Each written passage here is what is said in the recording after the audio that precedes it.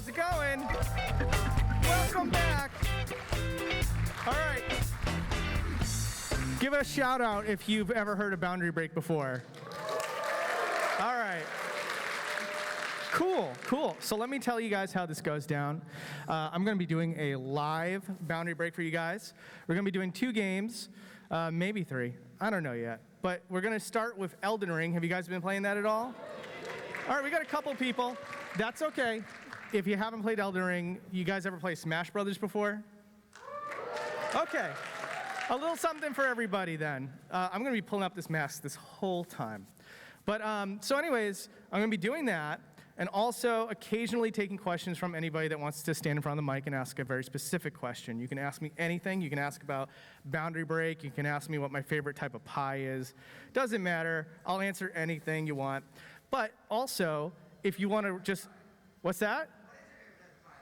Blueberry. Yeah, blueberry. But yeah, if you don't want to get up in front of the mic, the one thing I will encourage is that when we go through and do this all live, you can recommend anything you want to see and just shout it out from the audience. You don't have to get in front of a mic. I'll usually ask you guys and just tell me. And I'm happy to do requests so that we can make this a collaborative effort. It's not all on me, it's on you too. But let's have some fun, right? Let's do it. All right, Elden Ring fans. Elden Ring fans, let's show you something that wasn't in the Boundary Break episode. So one thing I forgot to mention is the tree itself. I fact-checked it. I called it the Eld tree before the panel, and I was like, oh, okay, we got to figure this out. Thankfully, I got the facts right before we started, and one of the things that's kind of cool about it is that one thing you can't see right off the bat is that the limbs of the tree at the very top are normal-looking limbs. They look like a regular tree, and I thought that was pretty cool. But that's not the most exciting thing. The thing that I found really exciting is something that the developers also put in through their art department, and that is little branches that are kind of drawn onto these stems as well. So there's like stems on top of stems that never get seen by the player. It's kind of interesting. I thought that was really cool. Thank you. Yeah. So there you go. There's a little bit of an exclusive for you. But let's do a zoom out of the entire area for you. I know I kind of have to rush these along on the show, but for us in this hour-long program, here's it all at once for you. And it just keeps going and going and going. It looks really, really nice, honestly. So there's one thing. We got rid of the fog in the game, so it looks a lot more clean. But the one thing that is not considered fog, it's actually just a giant texture. It's this little kind of like massive fog gate to hide the other half of the game. So like it's right in front of the tree itself, and you can see it right here. I have it like set so it's not too zippy. And there it is. It's like a giant cloud, basically. But if we take the camera all the way over here, too, we can see some low-poly models, which are always my favorite. There's supposed to be a giant dragon. For those who have played the game, you know what I'm talking about. But when we take the camera over here, we got a low-poly dragon. It's beautiful.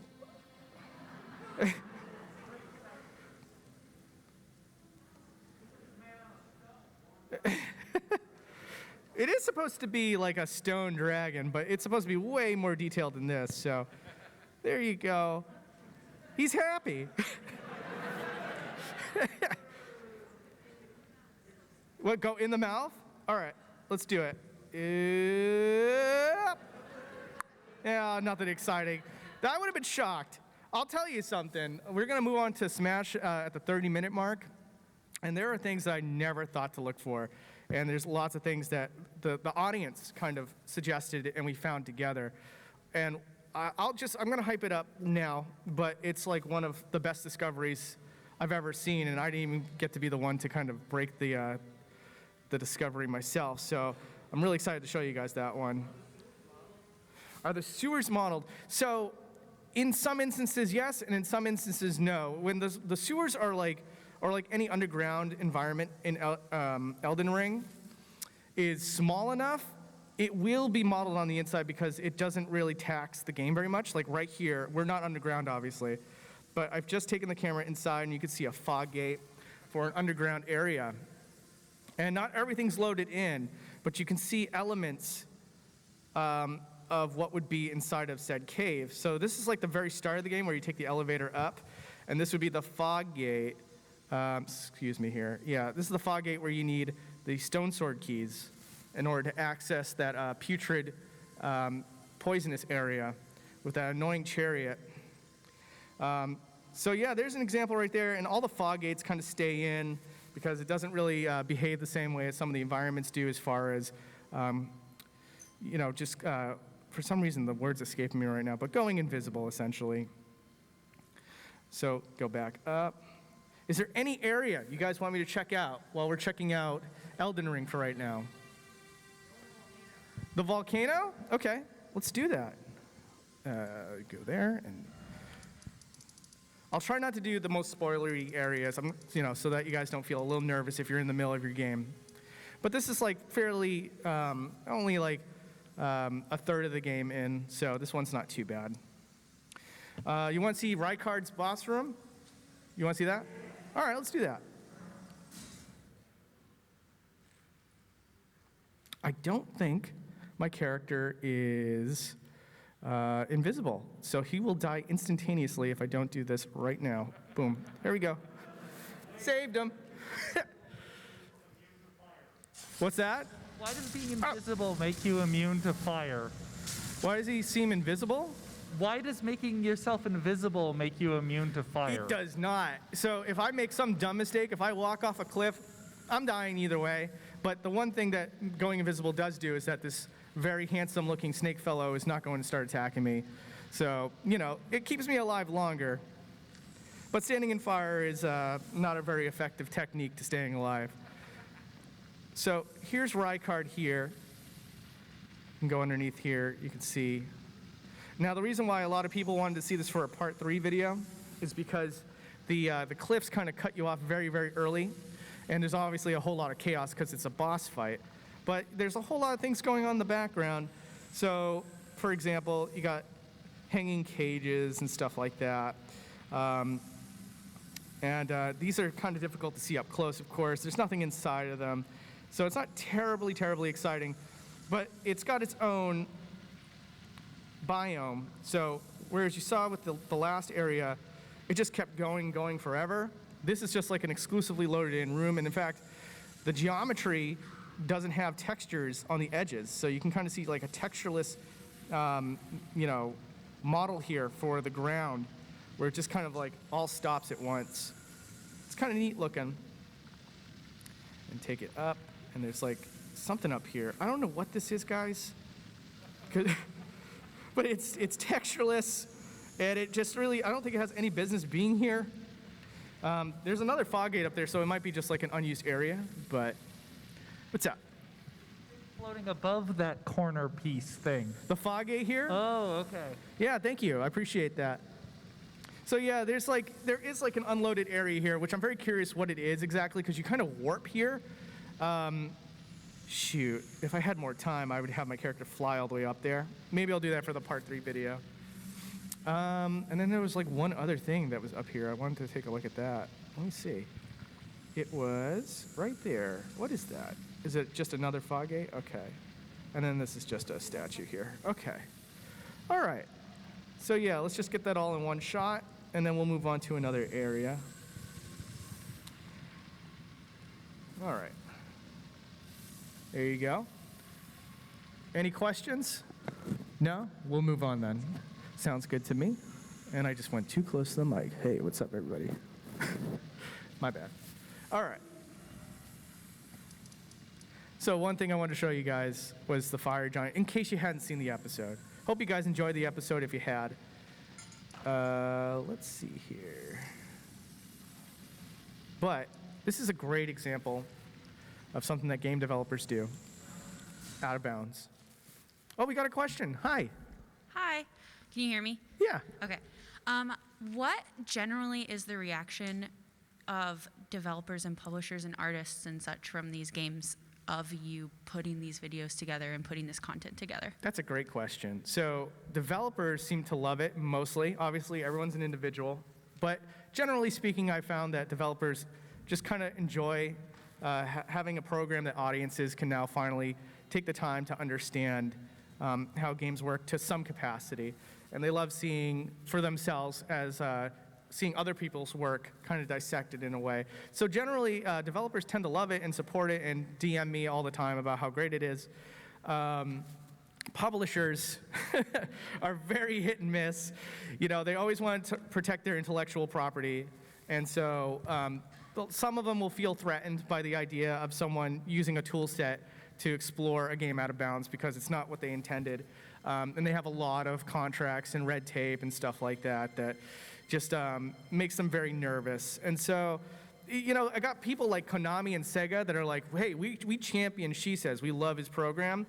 And then there's a couple others that I won't name by name, but if you're a huge fan, you may be able to think about who those are in your head that have flexed a little bit of a, hey, we don't approve of this kind of thing. Which is fine, but ultimately, you know, I get to be able to do this show uncontested, so I really appreciate the developers that, whether they love me or not, leave me be, and the rest that wish me well, I really appreciate the kind comments. Yeah, what's up? Not a question, but I heard that you have a Twitch channel.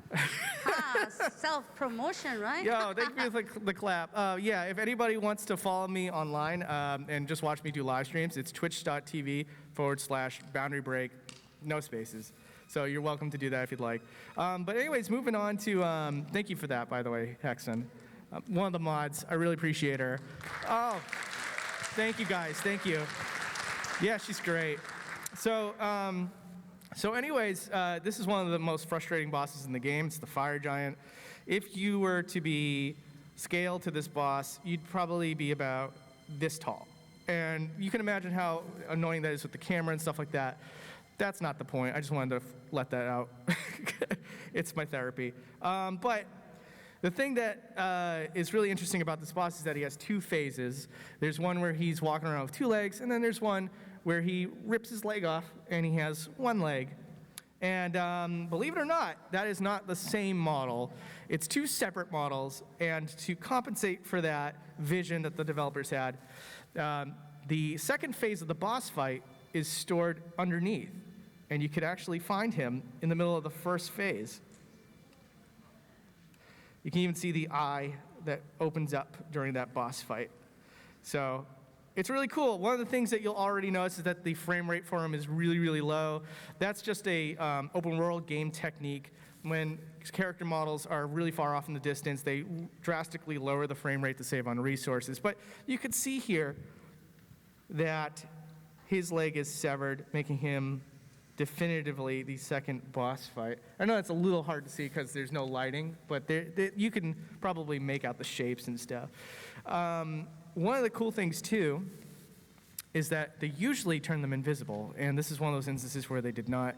But you can always kind of figure out where those bosses may be because of the fact that they have to make a platform for them to stand on in order to exist in the game world and then be called in later.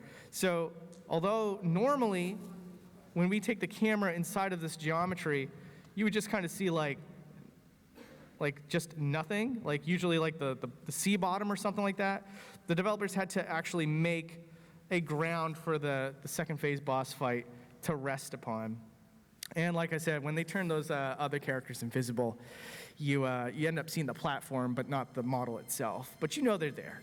They just basically call it in, or rather call the model in to be used for whatever thing they do next. All right. Do we have any requests for where we want to go? The Coliseum. Okay, I could do that. And you had a question, sir? What's up? Yeah, so I was wondering if your character's summons were stored anywhere on the map or if they were dynamically loaded in. They're dynamically loaded in. Yeah. Okay. Yeah, they're not like underneath the map or anything like that. Great question, though. All right, so Coliseum. Very cool request. So one of the things that's weird about this game is that there's a series of Coliseums. There isn't just this one, but this is the one we're going to show you today. And it's just unused content. It's basically, for this point in time, there's no DLC available. There's no update that's ever made this area available to the player. They're just giant Coliseums that are normally closed off to the player. But what's really interesting about these Coliseums is that they are fully modeled on the inside. So they're furnished, they have halls and stuff like that. And I'm going to now take a nice slow stroll through the Coliseum and show you what you're missing out on if you've been playing Elden Ring for 240 hours like I have. Let's see here. Hey, man, he has a question. Sure. Hey, how's it going? Hello. It's so hard to see you, so I apologize. What's up? No worries. Out of all the games you've ever you've done this for, what game was the hardest to get the debug tools working on? Oh, geez. The hardest one, or at least a hard one. Let me think. Sonic Generations was a real tough one for a while. There was a camera that was like orbital for a game that's 2D. So it was really, really hard to get shots that I actually wanted for a good, solid time. And I did like half the episode with that camera that just wasn't cutting it. But I knew that fans really, really wanted it.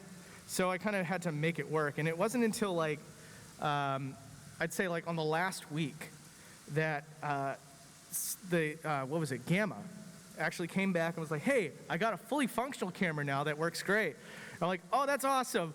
Oh man, I spent so much time on this, but let's do it. Yeah, so yeah, that one was tough because again, I spent most of the time collecting all the footage with a camera that was really restrictive. Like you just couldn't quite see what you wanted to see and you kind of had to like zoom out and kind of ease it into certain shots and stuff like that. It was a nightmare. And thank you for the question, I appreciate it. Thank you. All right, so here's the Coliseum. This one's blocked by a giant jar. And actually we're inside the jar right now, if you can see that. Let me see if I can get like the time to look a little nicer. Can we get like, oh, there we go. Night, day, day. All right. So here's the entrance to the Coliseum. That's not it. What is this? Oh, this is a low poly version. Okay, wait a second. Maybe, will that work? Can we do it that way? Let's try it that way. I don't want to have to walk all the way over there. That would be a pain in the butt. But I could, and I do have a question, so maybe I will do that. All right, hold on one second. I'll take your question and I was going to say something really lame like 2 shakes of a lamb tail, and I was like, who says that? Okay. Oh, what's your question, buddy? What's up? Of all like the boundary breaks that you have done, do you have a favorite Easter egg or like lore piece or something from a game or like a handful? Dang it. You know what? We got the question. I have a prepared answer for that question. Thank you so much for that question. Would you guys like to see my favorite discovery on Boundary Break? Yeah? Okay. All right, let's do it. So it's in Punch-Out for the Wii. I'm going to boot that up right now. And so the story behind this tale, folks, is someone on my Twitter was like, hey, you should check out what Piston Hondo is reading in between rounds on Punch-Out, because I always ask people, like, what do you want me to see? And I was like, yeah, that's a good idea. I wasn't expecting what you're about to see just now. Hopefully, oh, did it crash? Oh, that's what happens when you do it live. It crashed. Hold on, 1 second. Can we cut the, I'm just gonna pull it out unless you can remove it from the TV screen for a moment here. Are you able to do that? No? I'll do it. Okay, just gonna remove that for 2 seconds so I can set it up. But basically, this is a pretty good story. So what happened was I looked, and there was something you don't ever see on a show like Boundary Break. You see an intellectual property that doesn't belong to Nintendo in the pages of that book. It's very, very famous. Some of you may already know what that intellectual property is, but for those of you that don't know, it's a manga, a very famous manga that was made into an anime that was made into a very famous anime. And, okay, we're going to boot it up right now and show you. I don't want to spoil it just yet, so if you know, try not to say it out loud. But this is easily my favorite discovery on the show, bar none.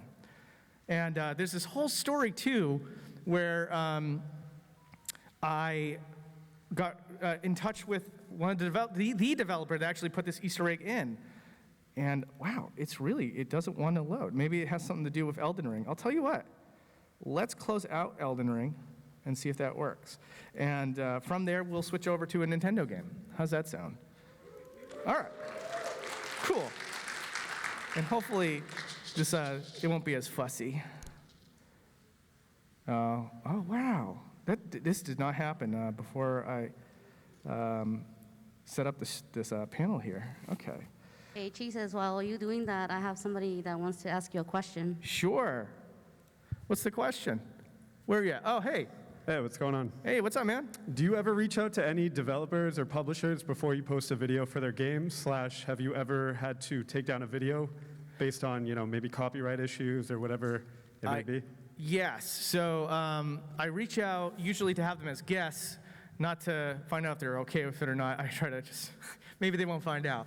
But usually in my case, what I do is if I know they're an English-speaking developer, I'll take the time and effort to see if they want to guest on the show. The first guest developer I ever had was someone that worked on Simpsons Hit and Run.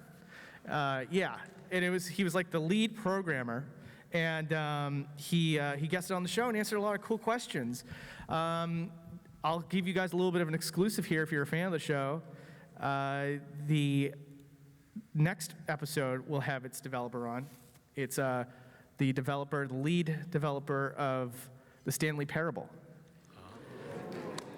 And the narrator will guest to intro the show in. Yeah, so it'll be really fun. And then there's another question for you. Hi, Hey there. what's up? I just want to first ask, who's excited for Breath of the Wild 2? I am. Yeah? And, I loved your exploration of the first game, and I've always wondered, where did the dragons go? Not actually where they go. What's your, fictional interpretation of that? My fictional interpretation of where those long dragons go. Yeah, the dragon portals in the sky. Oh, man, you're putting me on the spot. I would say they rip open a portal into the Earth's crust and hang out there, and they turn into a giant pretzel with one another. There you go. Thank you. You're welcome. Thanks for the question. All right, I think we almost got it here. So, let's see. Thank you for all the questions, though, to kind of bide the time for me. Let me see. Oh, I know what's going on here. We need a nunchuck available. Yeah. Refresh. Close. Hey, I got you another question. Okay. What's up? Where? Howdy there. I was wondering if you, Oh, hey. do you miss Arlo Cast as much as the rest of us? Yes, I want him to bring it back. He's a good guy. I love talking to him about food. Yes, Yes. that was the best part. That was my favorite part. Okay, here we go. Oh, awesome. Okay. We can, yeah, I would love to. Obviously, me and Arlo, we actually bonded over PAX East. I was like, Arlo, bring your blue fuzzy butt over here. I will room you up because I had a house in Massachusetts. And we will, you don't have to pay for a hotel. Just get over here. And so he stayed at my house. And we talked about butternut squash for a good while, watched Kung Pao together. And we kind of bonded. And yeah, he loves having me on the show to talk because we became pals essentially. And I would love for him to bring that podcast back because it brings out a more genuine side of good old Arlo that I really grew to appreciate while hanging out with him at PAX East. So yeah, Arlo, if you're listening, bring the podcast back. All right, okay, let's see. Man, we are just having a rough start here. Man, this went so smooth in rehearsal, I swear. Let's see. We just needed to press A. And we'll just make that the B button now. Okay. Is it back? Can we get the, oh, we can't get back on screen because I haven't plugged it in. There we go. Boom. And then we'll just go boom, boom, and resume. Okay. Now, last time, you may have remembered I was talking about an intellectual property that did not belong to Nintendo. So the guy reached out to me and told me the whole story. And, it's a rough one. So what happened was he asked the director of the game, he's like, can I put this in the game? And he was like, yeah, sure, why not? And then 2 weeks before launch of the game in the US, the director kind of just had a sudden change of thought and was like, I wonder if it is okay. Let me ask the guys at Nintendo, hey, we got this in the game, we're gonna launch this in 2 weeks, is it okay? And Nintendo of Japan was like, no, that is not okay. What makes you think that would be okay? And so the guy who put the art in kind of took the bullet for that one, even though he asked for express permission, he got the boot, and Nintendo reached out to Bandai Namco themselves and said, hey, we're sorry, this is in our game. We're just going to give you $2 million. And hopefully everything's cool. And so Bandai Namco was like, yeah, we like $2 million. Thanks, appreciate it. And they never even get to see this. So they spent $2 million for this out-of-bounds secret, which is Piston Hondo reading Sailor Moon manga upside down. These are actual panels. These are actual panels from the Sailor Moon manga. Yeah, crazy stuff. And so, yeah, they weren't happy about it. I would be too if I lost $2 million. But yeah, it's there forever. And then when they released it in Japan, unfortunately I don't have the ISO to show you guys, but they replaced the panels with a series of different shades of gray triangles. No, not 50 Shades of Gray, just regular triangles. No properties, just, I'm surprised to put anything at all in there, honestly. I thought it would be blank pages, but yeah. And that was actually the guy verifying his identity. He was like, yes, you should find that in other versions of the game, that is not in there because they did fix it for the other releases that released a little bit later. And sure enough, it was verified, and I was like, yeah, this is legit. So I'm so sorry you got fired. And he's like, yeah. So there you go. That is my favorite out-of-bounds discovery. And that was never documented anywhere, as far as I could tell, on the internet. So it was like I kind of broke that story to the internet. Very cool stuff. Yeah. All right. Thank you, guys. Let's move over to Super Smash Brothers Brawl. Let's do it. And hopefully it works without a hitch. And I'm going to say, hello? All right, let's just remove it, turn it back on. 5, 4, 3, 2, 1. 1, 1, 1, 1, 1. 0, 1, 1. No? Okay, hold on 1 second. It'll take 2 seconds, I promise you. Uh-oh, there's my desktop. Hey, because I know that you just love technical difficulties, I got you a question. Okay, thank you. Hi. Hi. I don't know if I'm supposed to ask this, but in your video, you said this would be your last panel ever. Yeah. And I was wondering why that was. It's just, first of all, I love doing panels. You guys are amazing, especially PAX East. You guys have been the best audience ever. That was like my favorite panel of all time. Just the big reason is that they take a lot of work, and I feel like I kind of fulfilled everything I wanted to do with panels. So, you know, I love doing them. They're a ton of fun, but then I have to catch up a lot with work after I get home and stuff. You know, it has to do with like the travel, the planning, and all this other things. And that's basically why I was like, okay, you know, I had a great run. I really, really enjoyed it. But I think this will probably be my last one, so that, you know, I can say that it didn't get old or anything like that, or people are like, oh, he did Super Smash Bros. Brawl again, you know. But yeah, that's basically why. I appreciate the question, though. You were totally welcome to ask that question. Thank you. So, thank you. Hey, thanks, guys. And I hope you're having fun, too. All right. So first, this is a stupid, silly thing, but the one thing I want to show you guys is that I like to break the rules, and for some reason, outside the boundaries of the menu, you can find the rules. I don't know why. Even if you get to the spot where it says rules, it doesn't get called in, so that's just a rules that just hangs out of bounds at all times.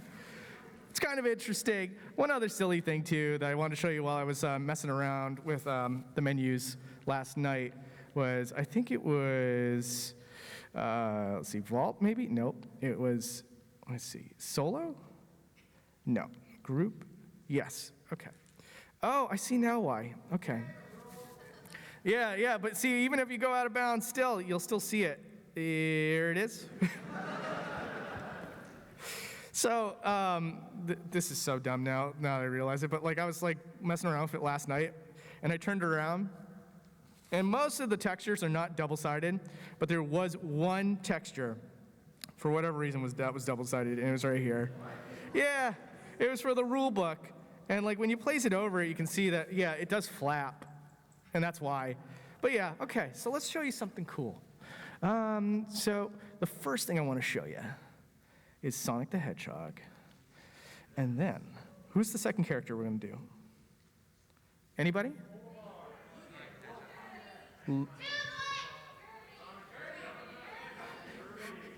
We can't do Kirby, because someone in the audience hates Kirby. But, no, Ice Climbers, okay. All right, we'll do Ice Climbers.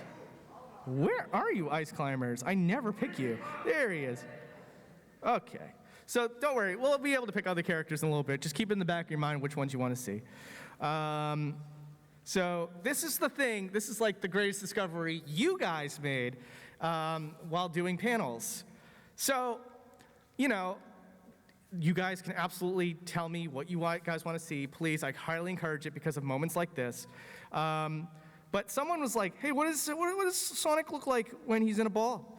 And I was like, it's probably just nothing inside. And I was like, but, you know, I'll check for you. I was super wrong. It's really disturbing. You guys ready? This is, hopefully it happens here. Let me slow it down. Here we go. Okay, here we go. And nice and slow, and you go inside.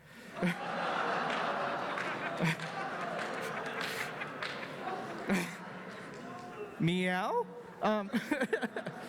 No, for some reason, I don't know why. It's great, though. Sonic's mouth and eyebrows stay culled in when he goes into ball form. So what's really happening here, yeah, I know, is basically like his whole body's inside of his ball. And his ball is always inside of his body. And the model just kind of decides which one to choose. And usually, if one is being used, the other one's being called out. It's invisible. But for some reason, Sonic is a very special exception. And he gets to keep his mouth and eyebrows. So there you go. He kind of looks like the Jersey Devil. Anybody ever play that game? It's kind of interesting. Okay, and we got Ice Climbers over here. So nothing's going to top that. So just keep your expectations kind of low at this point. But someone wanted to take a look inside of the Ice Climbers. We can do that real quick. We could show you, well, yeah, you can see like the fuzziness of their little outfit there. The way that works is it's actually it's just single layers of texture layered on top of each other and slightly adjusted so that when you look at it from far away, it looks really fuzzy, but when you look at it from this angle, the illusion's kind of turned on its head, and you can kind of see each layer of the fuzziness to the shirt, to the outfit. There's the bottom of their feet, and there's that. Go inside there, go inside their head just in case. Oh, there's something going on here. It looks like there's a little bit more of the cranium than you would think. I can move that out. There you go. Yeah. Yeah, look at that. Wow. Yeah. Just kind of keeps all his hair on his bang, and that's about it. Yeah, okay. That's kind of cool. Hey man, this is such a big brain moment, but I have a question for you right here. Okay. Where's it at? Hi. Hi. Here. Hi. There's- Quick question. Oh, okay. Yeah. Hi. Sorry, I'm behind the podium. Oh, hey. Out of bounds Who do- discovery. Who do you main in Smash? Okay, that's a layered question. In Smash 64, Ness. In Melee, Falco and Fox.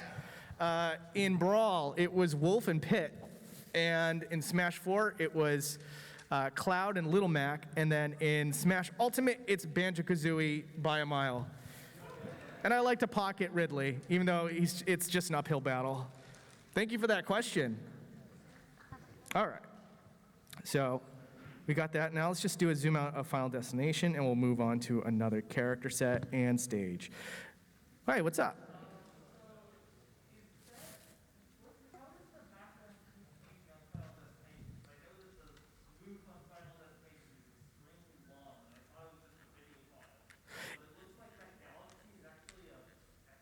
Yeah, it's all, what's the word? Particle effects. So I guess I'll unpause here so you guys can kind of see it from another angle. This is almost the entirety of the stage in one shot. And can we speed that up a little bit? Oh, I'm sorry. Actually, it's all the way over here. Yeah, hold on. So there we go. You can kind of see it now. There's a housing that never changes, I don't think, but then there's like this right here. See, you can, oh, they're doing their final smash. Nice. All right, hold on. Let me slow it down a little bit. Holding hands in my panel? Oh, you got a question. What's up, man? Yeah. Did you ever set out to make an episode for a game and the developers did just such a bang-up job of not including any unused content that you just couldn't make a good episode and had to abandon it? Yes. One of the earliest suggestions I ever got on the show was for Poke Park Wii, Pokemon. And yeah, I tried really hard to find any content for it. But what ended up happening was you get a zoom out of the island really early in the game, so a zoom out is pointless on Boundary Break. And then looking inside of all the models, they were all super clean, and there was just nothing to find. And it's such a small area that the whole game is housed in, so there's not like a whole bunch of environments to try to find something interesting. So there was like nothing at all, and I felt so bad. But I did personally apologize to that person in the comment section that was constantly asking for the game. And they took it pretty well, honestly. Like, they asked like 50 times, and then I finally was just like, hey, I actually tried and couldn't find anything. I'm so sorry. And he's like, yeah, all right. Thank you. Yeah, thank you. So here's the results screen. And you can see there's a lot more to it than you would think. It's kind of like, it's heaven. Heaven in pill form. Dude, that is so heavenly. And I have another question for you. What's up? Hey. So I noticed that you do a lot of games that are recently released. But are there any that are maybe special to you, or just like weird games that you've always wanted to explore, but you were never sure if like the audience for it was there because it wasn't like the new fresh hot game? Thank you for asking yet another great question. Yeah, there is one that I would love to do. There's two that I would love to do, but I just don't think the audience would go for it. One of them is Star Tropics. I do think I could find some stuff out of bounds, but I don't think the audience is there, and it might be more of a challenge than it's really worth. And the other was Time Splitters. Time Splitters would be one that I'm a personal huge fan of Time Splitters, and I would love to crack open the Future Perfect in 2. But it's just, you know, I just feel like the reason why we don't see new Time Splitters is because nobody bought them in the first place. So it'd just be like, okay, I'd be doing this just for me. So, yeah, great questions, though. All right, guys, what characters do we want? Olimar. We want Snake and Olimar? I heard Snake and I heard Olimar, and we will definitely get to the other suggestions after this one. Olimar, there we go. All right. Snake, great suggestion with Snake. Who said that? Can you raise your hand? Excellent suggestion. You're going to find something really cool in 2 seconds.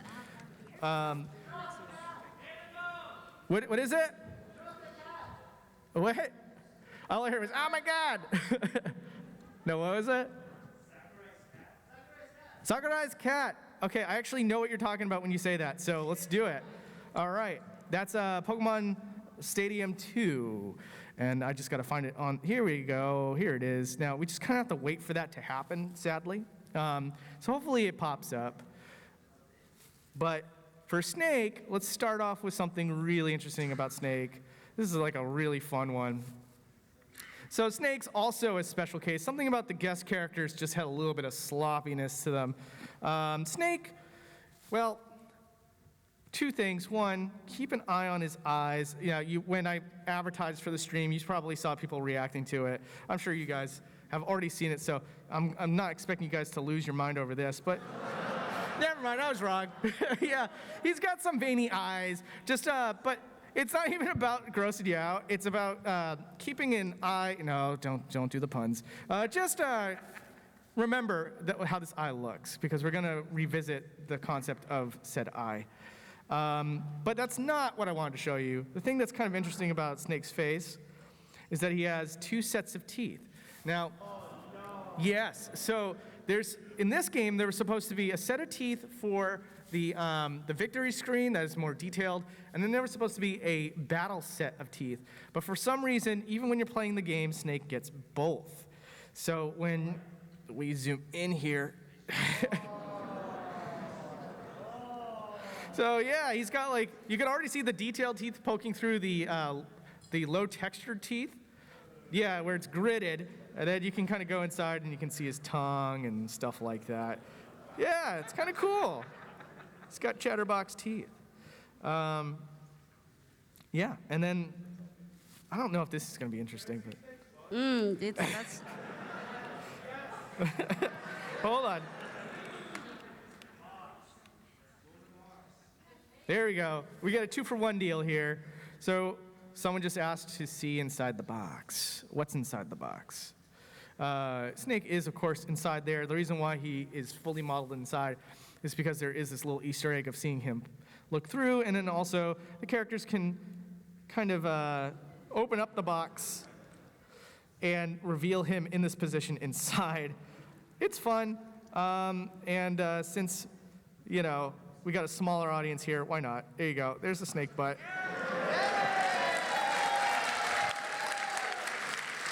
Ace. This is my audience. I love you guys. All right. So for Olimar, okay, hold on. Just wanted to show you some fine details to Olimar. He has a patch on his arm that says Hakotate. He also, I believe, has a sticker on his backpack, but he's being kind of crowded by his own Pikmin at the moment. Let's see if I can get that to move around a little bit. Almost. Oh, there we go. That's going to be good. So move it up and over and to the left.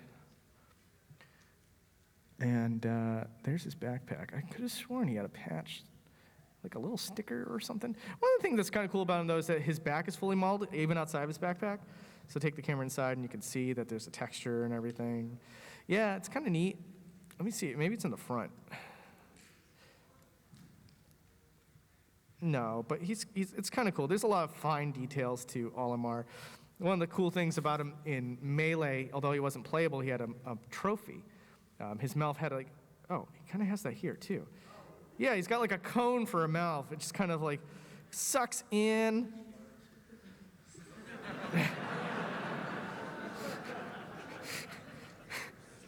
Yeah. This is an. Oh. There you go. That's an interesting view, and I have a question for you. Okay. Hi there. Hey, man. I was just wondering if there's ever been a game for one reason or another that you just couldn't find a way to break it. Like break the boundaries with it? Yeah, like do any photo mode or see anything interesting just because it would crash constantly or just stuff you couldn't get to work for one reason or another. Yeah, well, okay, so there was one game where it would crash constantly. And the game that I simply, I had a camera, but the game would crash. It was also very laggy.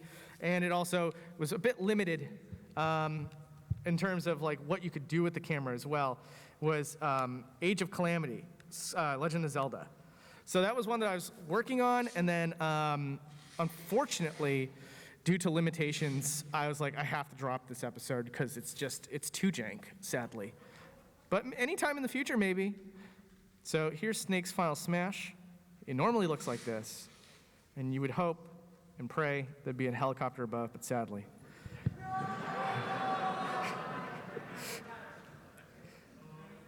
So sad. Well, here's the ladder in different angles. It's kind of cool, right? It's got a grenade launcher. I don't know how they snuck that into the game. That was a whole issue. What is that? Oh, what's in the grenade launcher? That's a good question. Let's see.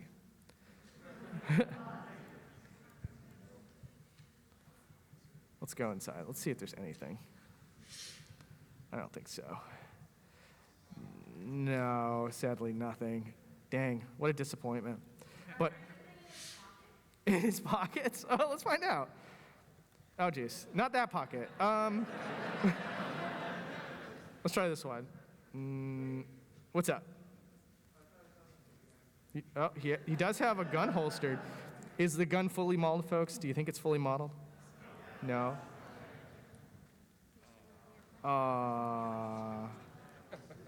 No. That would have been awesome. Let's see. Any other pockets? Any other pockets? Hey, man, while you're looking at his pockets on Decent, I have a question for you. Okay. Howdy, you mentioned the Jersey Devil. What's your favorite cryptid? I actually do have an answer for that. It's what is it? It's like the witch. She has like a big giant kind of cone. What is it? Yes, that's it. The Flatwoods Monster. I think that one's like a nice, particularly good type of creepy. I really like that one. Thank you. Okay, so we're just gonna try to run out the time a little bit. Oh, dang it, it's the wrong one. Come on, we need ice. Can we get ice before? Oh, what about the Pokemon here? Let's see if they're any good. Cubone. Oh, we're gonna check out both. So we're gonna check out Doug Trio and Cubone over here. Oh, the fossil too? Yeah. Let's take a look. Oh, man.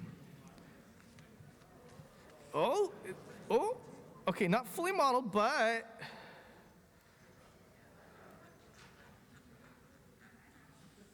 that's kind of cool. There's a little bit more to him than you would think. Yeah, look at that. The only thing that's missing is his snout.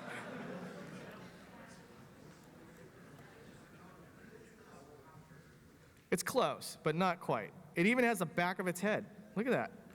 It's kind of cool. I'm a little impressed. So under the Doug Trio, buff bodies, no. I was hoping for Muscular Man, but no, we're all disappointed. Thank you, Shesez. Yes, no problem. Delivering tons of disappointment to all the kids. I also have a question for you. What's up?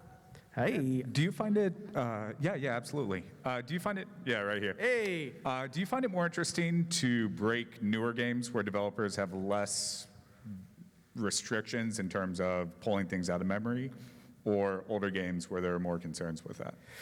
I think like the best era was probably GameCube, PS2, because like they had a lot more resources to make some funny, muddy mistakes, and they would just leave it in, and you know they had the strict like timing and stuff like that. So like they had to get games out fast, they had to get them polished, and so there's so many instances where it's just like, just leave it in, whatever. No one's ever going to see it, and they were wrong.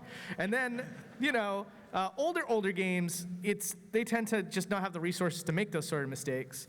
And then with the newest games, yeah, you can find some cool stuff from time to time. Sometimes they put it in on purpose, which is great. But a lot of times, they'll just kind of be like, we know about this boundary break guy. Don't leave that in. Don't do that. But yeah, no, I still find some really cool stuff from time to time. Sometimes I find some really inappropriate stuff that I can't even mention here on this panel, but you know, let's just say that there's a lot of men that work in the video game industry, and it shows. But yeah, thank you for your question. I appreciate it. All right, so I see I got another question here. What's up, man? Hi. So after doing this show for so many years, when you're playing games just on your own now, do you look at them in a different way, or do you still kind of get in that just normal gaming mindset? It's really hard. Yeah, it's true. It's like so hard to actually just kind of play a game and immerse myself in a game now these days, because I'm just kind of like, yeah, what's over in that castle though? Is it nothing? Let me write that down on my notepad. Maybe I'll look at that later or something. Ooh, this is another good one to check out. But yeah, oh, here's the sticker, by the way, that I was thinking of. Over here, there's a little angel. I like the woo. Is it modeled in the rocket? Let's see what's going on inside the rocket. So, what secrets do you have, Olimar? Let me see. He's got a little steering wheel. That's kind of cute. All right. Let's see. Oh, is his body underneath? Let's see. Oh, that's a dingy steering wheel. Wow. Oh, he's got a seat and everything. That's kind of cool. Yeah, he's fully modeled. And oh, there's like a cool cone going on with like a weird texture going on well underneath where you should be able to see it. So let me just kind of change the field of view here so you can see that better. Look at that. That was a great suggestion. Yeah, that's a new thing. Congratulations, guys. You found a new thing. Every time, without fail. Thank you. All right. Let's see. Probably just a better view, but always doesn't hurt to check. We found the chair. Sit in the chair? Okay, let's do it. I'm gonna sit in the chair. There you go. Oh, the view's terrible. No wonder why he crashed on Earth. Jeez. All right. Take it out. Is it the same model? I think it is. But like, is there maybe like a steering wheel inside? I don't think so. Yeah. I have a question for you, Shesez. What's up? Right, on this side, you're right, left, right. You can barely see me behind the podium, but way over here. There you go. Thank you. Cool. Thank you. So yeah, props to all the great content that you post. Thanks, Just had dude. a quick question about like the PlayStation 1 era. This is a very weird game, but Parappa the Rapper, have you thought about doing like a boundary break on that type of stuff? There's a lot of stuff going on in there, so I don't know if there's a lot to look at in that particular game or the second. You know, I would love to boundary break Parappa the Rapper. I think like if I ever do another PlayStation 1 game, it's either that or Rugrats. I know that's a weird contrast, but the search for Reptar, man. We gotta represent. But yeah, Parappa the Rapper would be a lot of fun, I feel like, because there's a lot of things that go on in the background that like are really difficult to see by normal means. What is happening with this Bulborb? But like, yeah, I would love to cover that game. You know, admittingly, I was a huge fan. I actually embarrassed myself in junior high school by, like, I thought I was doing it low enough that no one could hear me, but I was in the back of the classroom doing the second level rap, word for word. And then I'm like looking at papers and stuff doing it, and I look up, and there's like, everybody's got their backs turned looking at me. And my face was tomato red. It was, I don't know why I shared that story. But yeah. Hey, Shesez. Yeah. I'm a really good freestyle rapper, by the way. No, I will not prove it. Sorry. You have 2 more questions. Sure. What's up? Hi, I know you mentioned your Smash main, but I'm really more interested in what your go-to car is in Kirby Air Ride City Trial. Oh, no. I haven't played Kirby's Air Ride. All right, I hate you. Yeah, I know. Whew. Man, tough crowd. No, just kidding. And here's the other question. Hey, what's up? Hey, so before this, I've only watched a few of your videos, but definitely now after seeing this live, definitely gonna watch a lot more. Oh, but one of the few videos Thank you. I've seen from you is your Mother 3 one, where you with Vinny. where Vinny Vinesauce was a guest. Yeah. I just want to know, like, what was it like partnering up with him, and did you enjoy breaking Mother 3? That is a great question. So we're going to go back to the stage, by the way, so we can see that Sakurai cat. Yeah, no problem, boo. So, yeah, so I got Vinny on for the Mother 3 episode. The whole story with me and Vinny is He was a fan of the show, didn't know who he was, believe it or not. I was not a stream viewer.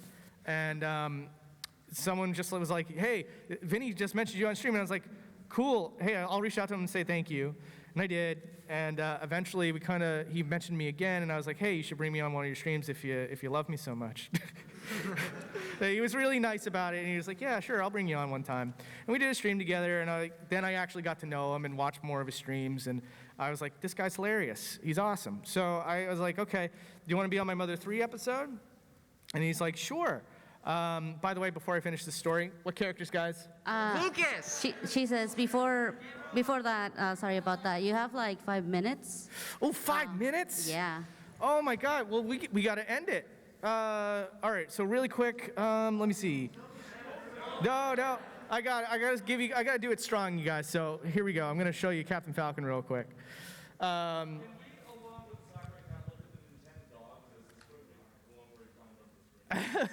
If we had the time, I would, man.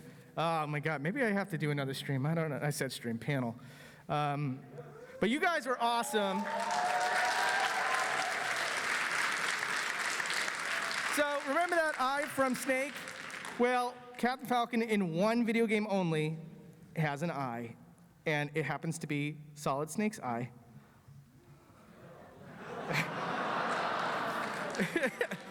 So before you guys go, I want to say thank you all so much. And I also want to say thank you to a very special lady in the audience. Her name's Casey. She's my girlfriend. But I'm hoping to change that today, you guys. Hey, man, sorry to interrupt, but Yeah. I think you're forgetting something. I am not forgetting anything. Yes, you are. What's that? I don't know, maybe something in your pocket or something? Or something? Oh, maybe. No? Are you sure? Casey, I love you. And I want you to be mine forever.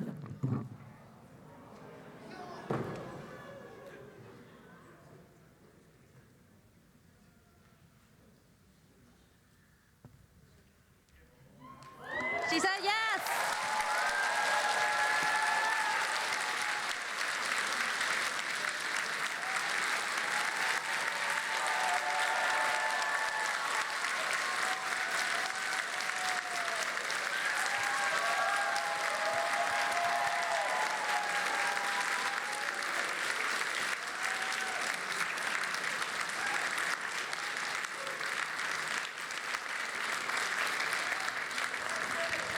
I'm off, guys. We're going to go spend a nice evening together. You guys have a great night. And thank you so much for coming to the panel. Appreciate you.